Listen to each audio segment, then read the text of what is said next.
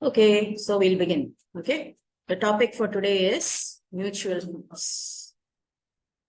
Do you all have any idea on what mutual funds is about? Sorry? Subject to market risk. Okay, mutual funds are subject to market risk. Please read the offer documents carefully before investing. Advertisement, yes. So what is mutual funds? See, I am an individual. I have my savings. I do not know how to invest. I do not want risk-free return all the time. I do not want to invest in bank deposits or in government securities alone because it is providing very minimal return. I want to invest in infrastructural zones, or I want to invest in real estates, or I want to invest in IT sector. I want to invest in shares of companies, but I do not know how to invest. I need someone's help. I'm an engineer, say suppose. I'm an engineer. I have no idea about which investment to choose. I have no idea about how my portfolio has to be composed of. I do not know how to measure risk. I do not know how to measure return. I don't know anything about investments. I need a help. Okay. So what I do is, instead of myself investing in shares and debentures and stock or such case, I can invest my money in mutual funds, where the mutual funds is a trust run by a group of financial experts. Yes. Wait. Mutual funds is a trust run by a group of financial experts. It is called as Asset Management Company, AMC. Asset Management Company. So what does this company do? They hire all high-class chartered accountants. Okay. They create a team of financial experts. They create a team of financial experts, and if as an individual, suppose if I'm not from the finance background, if I'm going to invest in mutual funds, that asset management company will invest my money in shares, debentures, stock, infrastructure, real estates, wherever it is profitable. They will invest on the individual's behalf and they will give you returns from the respective investments. Instead of you going and investing in shares of a company and you personally taking risk, mutual funds will take the responsibility of investing your money in shares. They know when the price is going up, when the price is going down. Last class portfolio management we studied, stock is overpriced. You have to sell the stock is underpriced, you have to buy the stock. So all this monitoring, you need not do personally. Asset management company will do on your behalf, for which they will charge a consultancy fee. They will charge a consultancy fee and they will give you returns. That is mutual funds. Mutual funds is as an asset management company, which is run by a team of financial experts who pools money from the individuals and invest in various securities by creating a portfolio. They, being in track in the market, they know when to buy, when to sell, when to reinvest, where to reinvest, all that they know. For the services which they are rendering, they will have some financial charges. This is mutual funds. So the return from mutual funds, you do not call it as dividend. The mutual fund investment can be made in stock or can be made in debt. So the return on mutual funds, you call it as income from mutual funds. It is neither interest nor dividend. It is income from mutual funds. Okay, right. So to begin with portfolio management, immediately after portfolio management, I have come to this chapter for a cause. Because return on security on day one of your portfolio subject, I told you it is D1 plus P1 minus P0 divided by P0 into 100. Right? Do you remember this formula? Yes. So it is the dividend, which is a return from the stock, and the capital appreciation, which will give you the total return of investing in a stock. So now, how do we measure the return on mutual funds? the return on mutual funds will be measured as NAV1 minus NAV0 plus I1 plus G1 divided by NAV0 into 100. Okay, what is this NAV? It is net asset value. What is this net asset value? It is the assets created based on the investment made by the individuals in the company.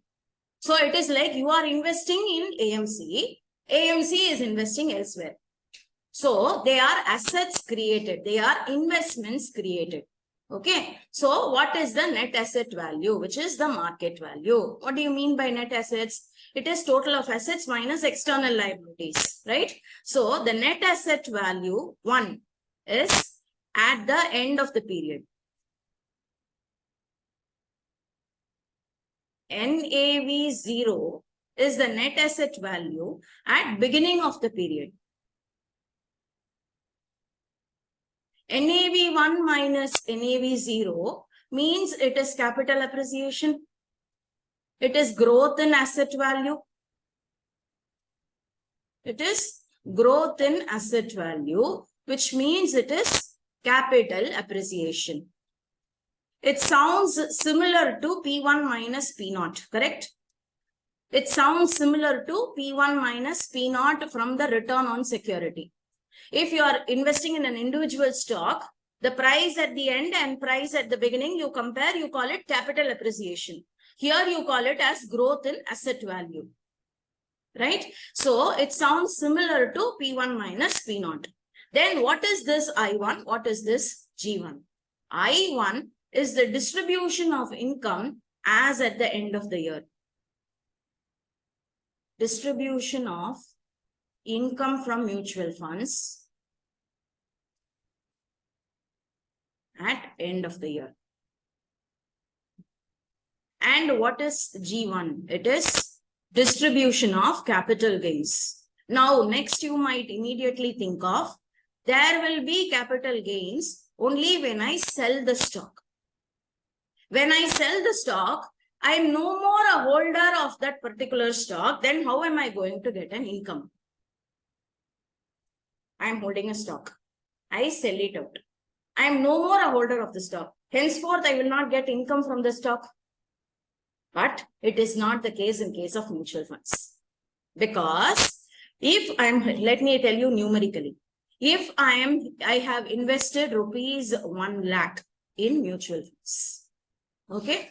Suppose, let me tell you, it is giving me 20% return per annum. It means it is giving me rupees 20,000 as income. This 1 lakh, the mutual funds might not have invested only in one particular stock. It might have invested in multiple stocks. So when the stock is overpriced, they will sell and make a gain. Okay. Say, suppose, let me tell you that this is grouped into 80,000 of one stock and 20,000 of another stock. Okay. So if 20,000 stock suddenly shoots up price, so I sell it for 25,000. Who is selling it for 25,000? Asset management company is selling it for 25,000. So how much is your capital gain? 5,000. So are they going to give you back that 20,000 just because it is sold, or are they going to invest it elsewhere? They will invest it elsewhere. So you will get a return of 20,000, which is constant. Apart from this, on liquidation of the stocks comprised in the portfolio, you will have capital gains in between. I am selling that 20,000 stock. I am realizing 25,000. That 25,000 I will invest elsewhere on your behalf. I will not go and ask your permission every time. You have given your money to me. Until maturity period, your money is with me. I will invest it for your benefit. Okay. So that capital gain appreciation of rupees 5,000 will get added to my income. Okay. Suppose if this 20,000 worth of stock appreciates to 25,000, what will happen? I will immediately encash the market. I will immediately encash that 5,000 of capital gain. Whose money is that? Is it the money of asset management company or the individual? Individual, which means should that excess money go to the individual? 20,000 worth of stock, I have sold it for 25,000. But whose money is that 20,000 and 25,000? Individual's money. So should that money go to the individual? Charges over, it should reach the individual, right? That is what is distribution. That distribution, they have their financial charges. Okay, that is what I told you in the beginning itself. Mutual funds is a team of financial experts who make investment on your behalf, for which they have their financial charges. No. They have a fixed financial charge. For higher the higher the return, more will be their charges. So based on your return, you will choose your investment plan, right? Based on your return, you will choose your investment plan, and based on that return, they will have their own charges. If you want 30% return, be prepared to take highest risk. If you want 10% return, be prepared for taking a lower risk. Based on your requirements, it is all custom made and designed. It is all customized. They have various investment plans. So suppose I have this thing like towards, I want to invest in real estates and play in that market.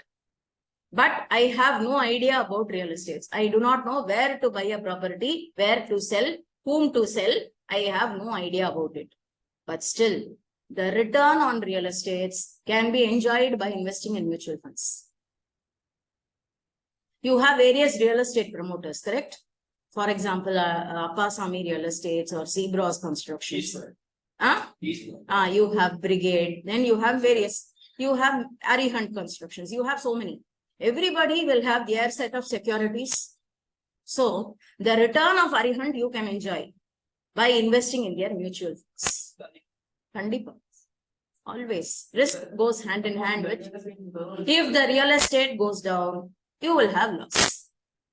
If the real estate appreciates, you will have gain. But it is your choice, na? The asset management company is giving you a guidance.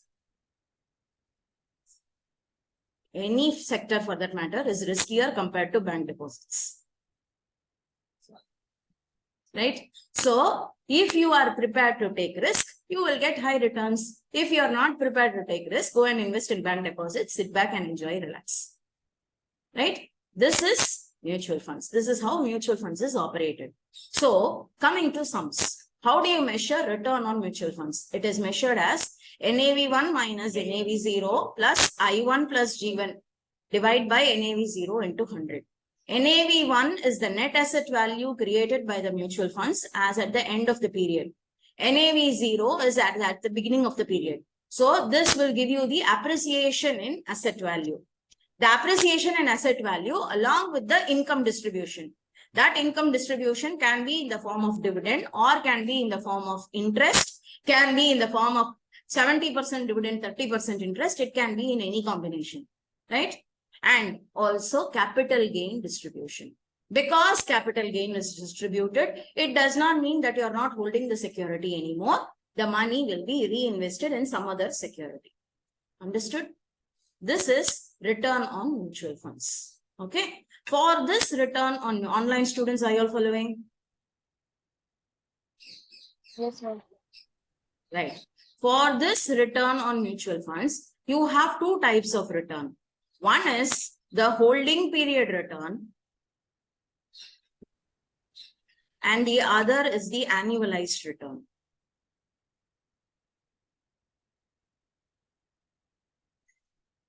Okay. Suppose if I am making a short-term investment, if I am making investment only for 6 months, instead of keeping the money in my bank account, I will spend that money, right? So instead, I want to make a short-term investment. Even short-term investments is possible in mutual funds. The only drawback is the return will not be high. The longer the duration, the longer will be the return. Okay, well, so suppose if I want to invest only for 3 months. 1 month, 10 days. Okay. So, if suppose your holding period return is say 3%. Will you say that this 3% is per annum return or will you say that this 3% is only for 3 months? It is only for 3 months. It is not per annum return. That is what is called as holding period return. So the effective return for the period of holding the investment is what you call as holding period return. Okay. If you have to find it as an annualized return, how do you find it? 3% is for 3 months. So what is it for 12 months? Will you do that? 3% is for 3 months. So what is it for 12 months? That is the formula for annualized return. It is holding period return divided by holding period into 12. That is the formula for annualized return. Or let me give you an alternative example. If suppose I have invested in mutual funds and I say, suppose if I have invested in mutual funds for say suppose 8 years. And on maturity, my cumulative return is 253%. Is this 253% per annum? It is for 8 years together. That is what you call as holding period return. What you invest and what you get back on maturity is what you call as holding period return. Need not be less than 12 months. Can be for many years also. So if you have to convert it to an annualized return, it is the simple cross multiplication formula. This 253% is for 8 years. So what is it for 1 year? 253 divided by 8 into 1. What is it? 31.625%. This will be the annualized return. Understood? This is how the rate of return is computed on mutual funds. Okay. Now, coming to the performance of mutual funds. Which mutual fund will you choose? On which mutual fund will I invest? Should I invest in HDFC mutual funds? Should I invest in ICICI mutual funds? Should I invest in Prudential mutual funds? Should I invest in any other sector mutual funds? How do I choose? Based on performance evaluation. That is why this chapter is an immediate extension of portfolio chapter. You have Sharpe index and Trenor index. Did you study Sharpe index and Trenor index in portfolio? Yes, the same formula. It is return on portfolio minus return risk-free rate of return divided by standard deviation of portfolio in case of Sharpe index. This portfolio is mutual funds now. Okay, this is Sharpe index, and when you are measuring Trenor index, it is return on portfolio minus risk-free rate of return divided by beta of portfolio, where beta is a relative risk measure, whereas SD is an absolute risk measure.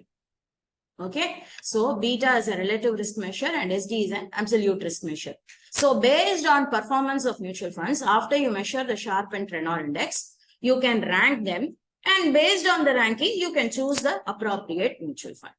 Okay, because there are various mutual funds available in the market nowadays. So which mutual fund will you choose? Based on the ranking of its performance.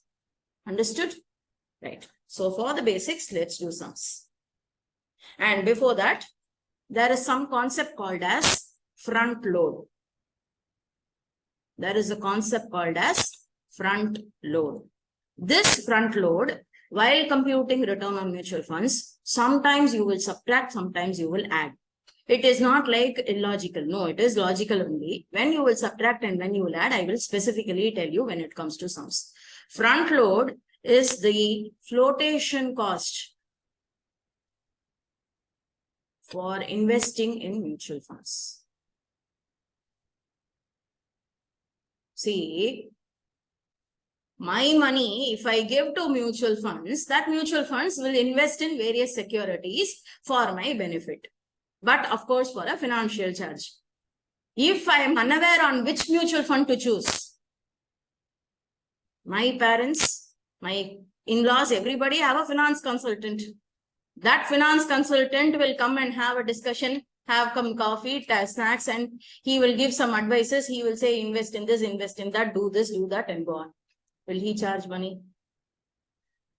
No, yes, sir. He is doing it as his profession, right? So he is a finance consultant. He is outside mutual funds. He is just giving you a generic advice on which mutual fund to choose or which share to choose or whatever. Okay, he is a generic, he can be an LIC investor also. So in which case, he will take his portion of commission. That is called as front load.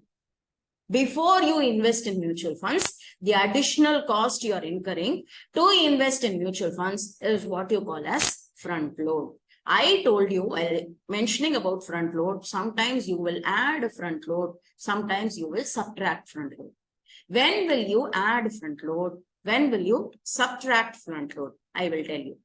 Suppose if I specify my amount of investment, if I specify my amount of investment, say suppose, chuma random example, 50,000. I say 50,000 is my amount of investment.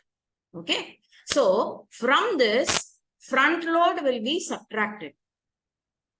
I give the amount. Suppose if Sadasivam is my finance consultant, I give him 50,000 rupees. He will take his charges of say 100 rupees and invest only 49,900 in mutual funds. So if this is the case, the front load will be subtracted. Okay. Alternatively, if I say I instruct Sadasivam to invest in 2000 shares. If I instruct him to create an asset of worth rupees 20,000. Okay, he will follow my instructions and invest in so many shares. Then what about front load? What will be my outflow?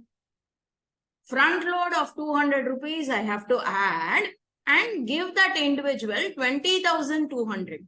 So what is happening? In one place I am subtracting front load, in another place I am adding front load. Because last term students, they had a lot of confusion and tension with this front load. They didn't know where to add and where to subtract. That's why I'm making it clear in the beginning itself. Okay. Front load sometimes will be added, sometimes will be subtracted. So when will it be added? When the investor is specific on the asset to be created. When the investor is specific on the asset to be created, he has to spend additionally on front load. When the investor is restricting his outflow, when the investor says, I have only so much of money, take your charges and invest the rest in mutual funds. In that case, you will subtract front load. Okay, understood? That's all. Now we will get into sums. I don't understand the addition part, ma'am.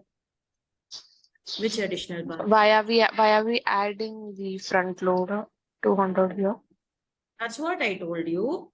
If you are specific on the amount of investment, if you want 20,000 of investment to be created, you have to spend additional on front load. If you have a maximum amount of for investment, you are giving it to the investor and you are saying, I have nothing more than 50,000 to give you. So in which case, he will take his charges and invest only the net amount in mutual funds. If you have enough money, invest and then spend extra for front load. If you do not have enough money, give the finance consultant the money. He will take his front load and invest the net amount in mutual funds. Okay. Okay.